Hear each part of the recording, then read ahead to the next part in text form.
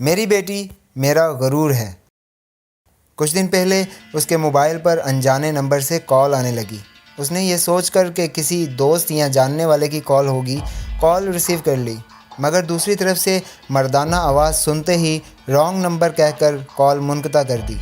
بس وہ دن ہے اور آج کا دن میسیجز اور کالز کا کام ایسا شروع ہوا جو رکنے کا نام ہی نہ لیتا۔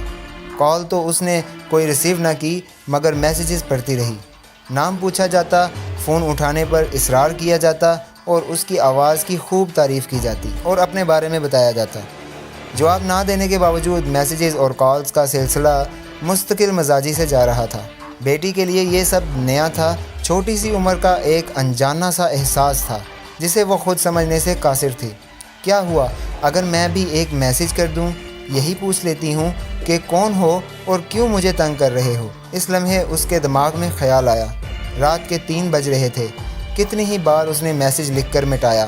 عجیب شش و پنج کا شکار تھی، کوئی اس سے بات کرنے کے لیے بے چین تھا۔ یہ خیال اسے نہ جانے کیوں ایک انجانی سی خوشی دے رہا تھا۔ بالآخر سوچ بچار کے بعد اس نے ایک میسیج ٹائپ کر لیا جس میں اس نے لکھا کہ وہ کون ہے اور رات کے اس پہر اسے کیوں تنگ کر رہا ہے۔ ہاں کوئی بات نہیں، ایک میسیج ہی تو ہے اور پوچھ لینے میں قباحت ہی کیا ہے، اس نے خود کو تسلی دی۔ بٹن دبانے ہی لگی تھی کہ اچانک ایک چہرہ اس کی دماغ کی اسکرین پر ابھرا۔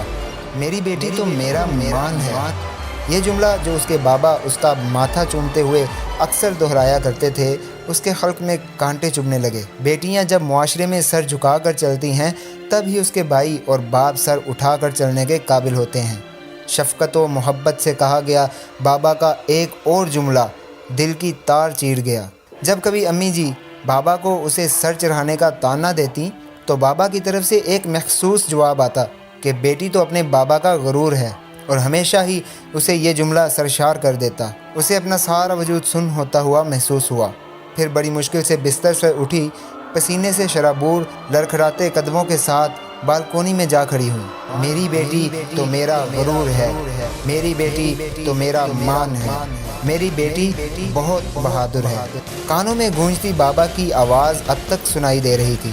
جی بابا جانی، میں کمزور نہیں ہوں، آپ کی عفت آپ کا غرور نہیں توڑے گی، انشاءاللہ آپ کا سر کبھی جھکنے نہیں دے گی، آپ کا یہ مان ہمیشہ قائم رکھے گی، آپ کی دی گئی محبت ناجائز فائدہ نہیں اٹھائے گی۔ وہ سرگوشی میں بولتی گئی، آنسو اس کے گالوں کو بھگو رہے تھے۔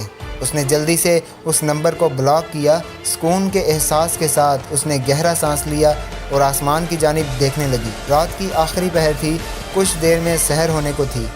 نیچے صحن کی طرف دیکھا تو بابا تہجد پڑھنے کے بعد اللہ رب العزت کے سامنے ہاتھ پھیلائے دعا مانگنے میں مصروف نظر آئے۔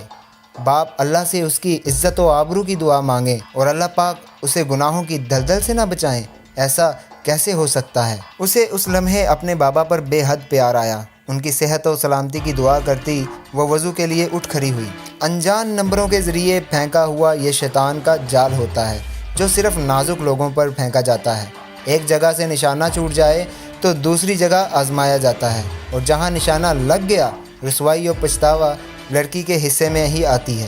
قابل تعریف ہیں وہ لڑکیاں جو ان جالوں سے اپنی اور اپنے سے وابستہ رشتوں کی ناموس کو بچا لیتی ہیں اور اپنے والدین کا مان ٹوٹنے نہیں دیتی۔